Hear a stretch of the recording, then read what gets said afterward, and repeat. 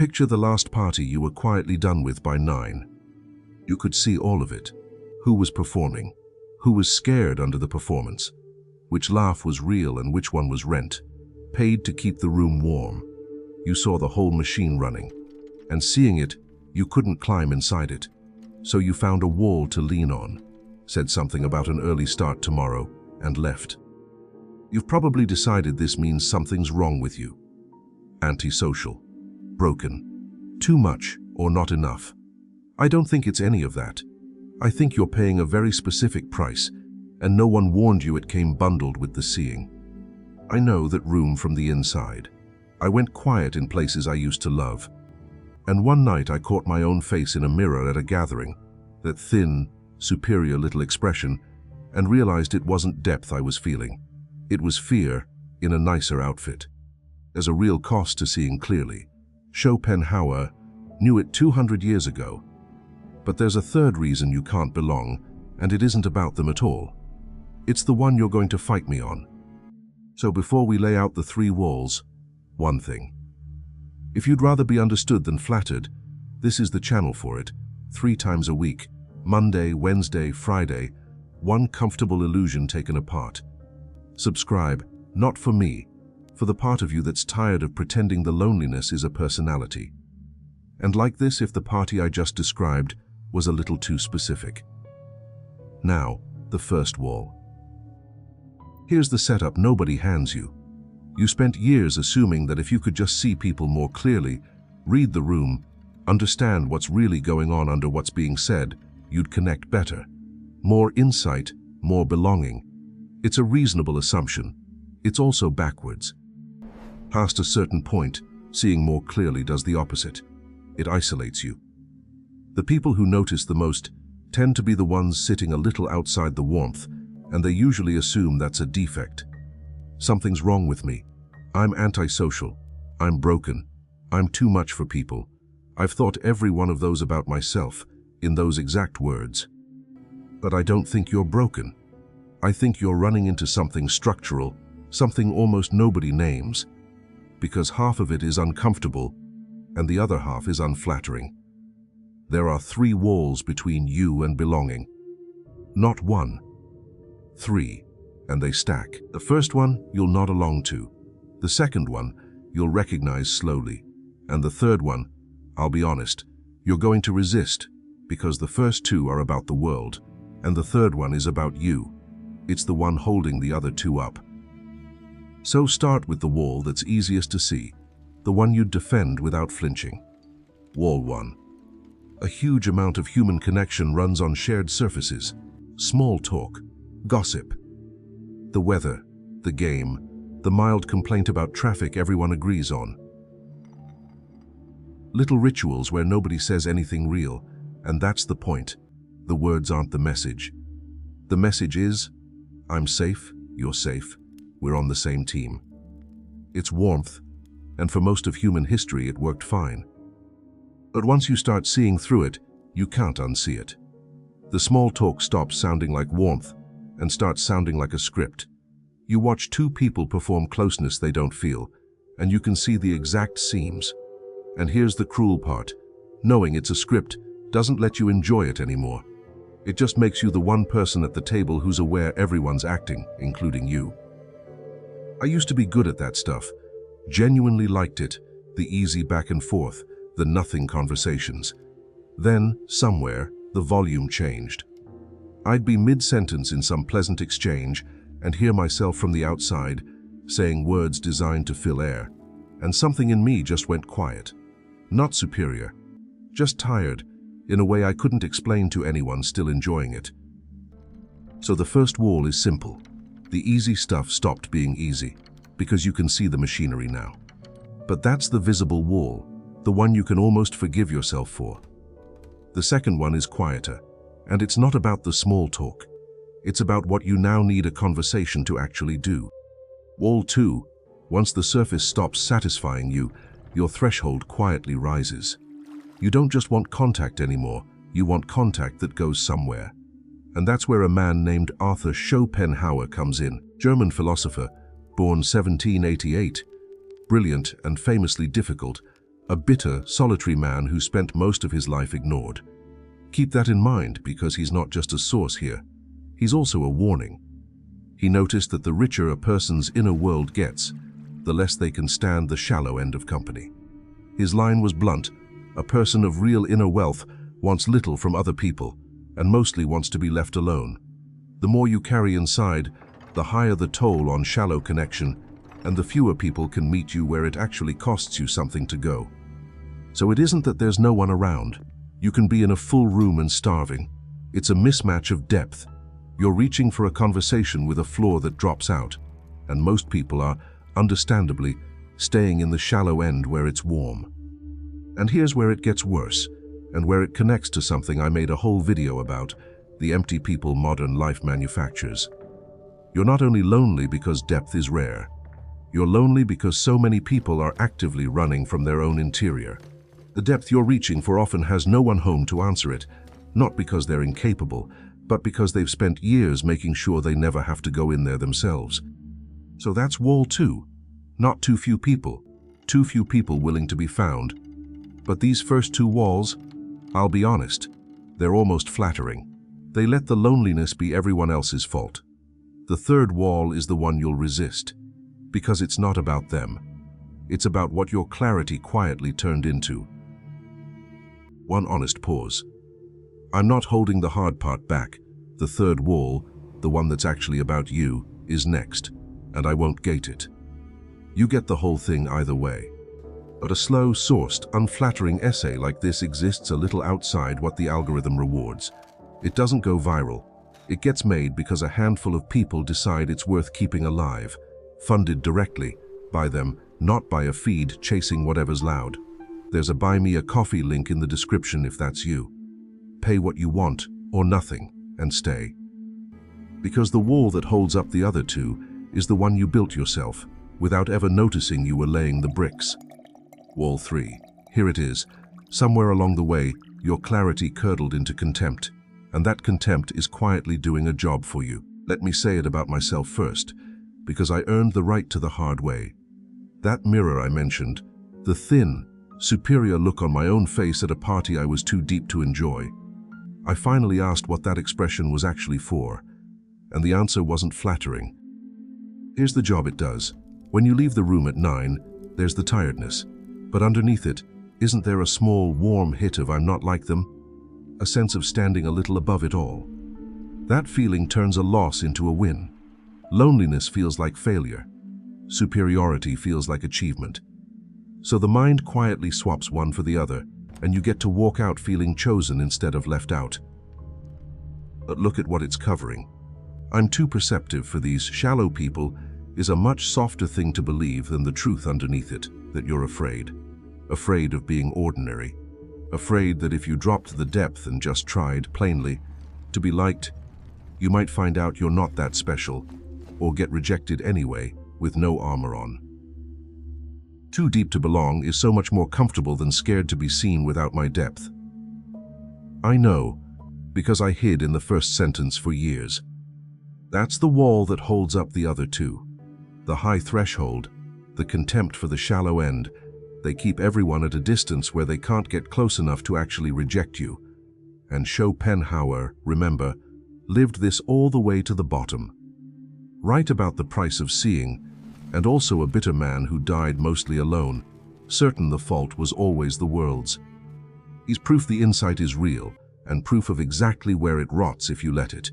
So if seeing clearly isolates you, and then tempts you to feel superior about it, why is that second part so brutally hard to put down? Because you genuinely can't tell, from the inside, which part is real.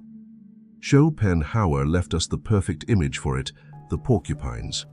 On a freezing night, a group of porcupines huddle together for warmth. But their quills prick each other, so they pull apart. Cold drives them back together. The pain drives them back out. Eventually, they settle at a middle distance, close enough not to freeze, far enough not to bleed. Never quite warm, never quite safe. That, he said, is us. And that's the trap you're actually in.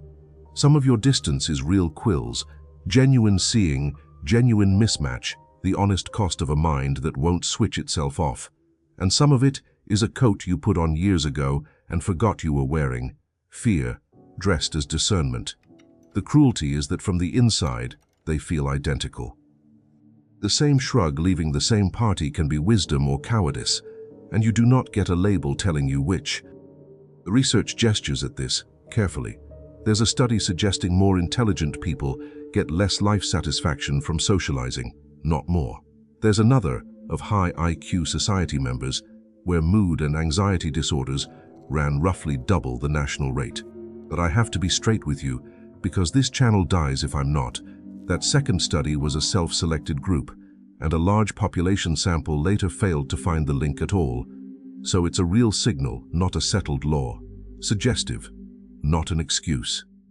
So the way out was never going to be find your tribe. That's a slogan, and it quietly flatters the exact wall we just found. The real way out is smaller and much more uncomfortable, and it starts by telling the two kinds of distance apart. You separate the two lonelinesses. That's the whole thing. One you accept, the other you put down. The first one is the real quills, the honest price of seeing. Some distance is just the cost of a mind that notices too much, and no amount of connection erases it. Stop fighting that one. Stop treating it as proof you're defective. Schopenhauer was right about it. You can carry it. A little apartness is the tax on depth, and it's payable. But the second loneliness, the armor, the contempt, the quiet I'm above this, that one you were never paying, you were hiding behind it. And here's the part that'll sting, because it's the reversal of everything the wall told you. For a person who sees this much, belonging doesn't come from finding people deep enough to match you. It comes from being willing to be ordinary with a few of them. To say the plain thing instead of the impressive one. To let someone see you when you're not being deep, not being sharp, not narrating the room, just there, a little dull, a little exposed, like everyone else. That's the crack in all three walls at once. Because the small talk, the raised threshold, the superiority, every one of them is a way of staying in the performance while telling yourself you're above performance. The way out isn't more depth. It's the nerve to drop it. To be caught being unremarkable, and not reach for the armor when you feel the exposure. Depth that can't be humble isn't wisdom. It's just a lonelier way of performing. So the question stops being how to find your people. It becomes whether you can let a few of them find you, with nothing impressive on. So what does that actually look like on an ordinary Friday? It looks almost too small to matter, and it's not a program, it's a test. You're checking whether you can stand to be seen without the depth switched on. Here's one. In your next conversation, when you feel the clever line forming, the observation that would land, the thing that would show them you see more than they do, don't say it. Say the plain thing instead. I don't know. That scared me too. I've missed this. Watch how naked it feels to be simple on purpose. That nakedness is the whole exercise. Here's another. Be interested instead of interesting. For one conversation, drop the quiet project of being the most perceptive person in the room and just get curious about the person in front of you. Ask the second question, the real one. You'll notice how much of your depth was actually a bid to be admired from a safe distance. And the hardest one. Let someone be shallow near you without narrating it in your head. No running commentary. No little internal note about how surface level they're being. Just let them be a person having a normal moment and stay in it with them, unsuperior. If you can do that for 90 seconds, you've done something most self-aware people can't. None of this is a system. Skip the urge to turn it into a routine with a name. That's just the performance coming back in a self-improvement costume. But don't expect it to feel like belonging yet. At first, it mostly feels like withdrawal. Let me be honest about what actually changes.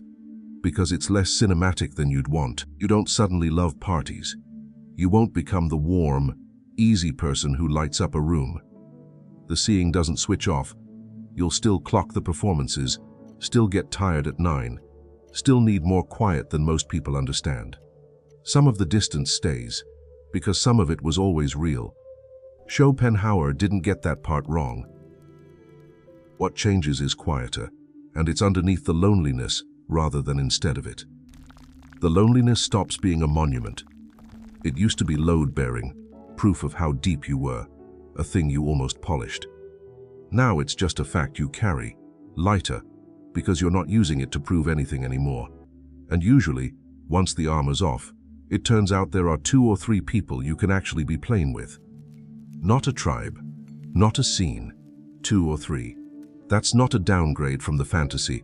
The fantasy was part of the wall. And I'll admit the uncomfortable half. When you stop performing depth, you lose the little hit of superiority that used to keep you warm on the way home. That withdrawal is real. For a while, ordinary connection feels like a step down, because the ego liked the height. Getting over that is slower than any video makes it sound. So here's the part that's actually yours, and it's smaller than this whole problem sounded. So I'm not going to give you a plan to make friends. A 7-step plan to belong would just be the performance again, wearing a workbook. 2 questions. That's all I've got for you, and they're the honest ones. First, think back to the last time you felt above a room. The last time you left somewhere feeling a little superior to everyone in it. Sit with it and ask, without letting yourself off the hook, was that clarity or was that armor? You already know the difference. You've always known. You just prefer the version where it's clarity. Second, name one person. One person you could be plain with, unclever, no depth on display, and haven't, because some part of you would rather be admired at a distance than known up close. You don't have to call them tonight. Just admit they exist, and admit why you've kept the glass between you. You don't have to belong everywhere. You were never going to, and honestly, you wouldn't want to. But you could stop using "no one understands me" as the flattering version of a smaller, truer sentence. The one that's harder to say out loud. I'm afraid of what I am without the depth to hide behind. You don't have to fix that tonight. You just have to stop calling it something nobler than it is. So here's the challenge, and it's smaller and harder than building a whole new social life. This week, have one conversation where you say the plain thing instead of the clever one. No performance. No watching yourself from the ceiling. Just say the simple, exposed thing and see who's still there when you're not being impressive. That single conversation will tell you more than this entire video did. And in the comments, do the harder half out loud. Name the room where you last felt above everyone and be honest about whether that was clarity or armor. That sentence costs something to type. That's exactly how you'll know it's the true one and not the flattering one. Reading other people's is its own strange relief. A whole comment section of people admitting the glass together. If this found you, send it to the smartest lonely person you know, the one hiding inside their own depth, calling it a personality. And if you want work that refuses to flatter you to keep your attention, the link's in the description. Not to help me, but to keep something honest running. I'll be here Monday. You already know which room you're going to think about tonight.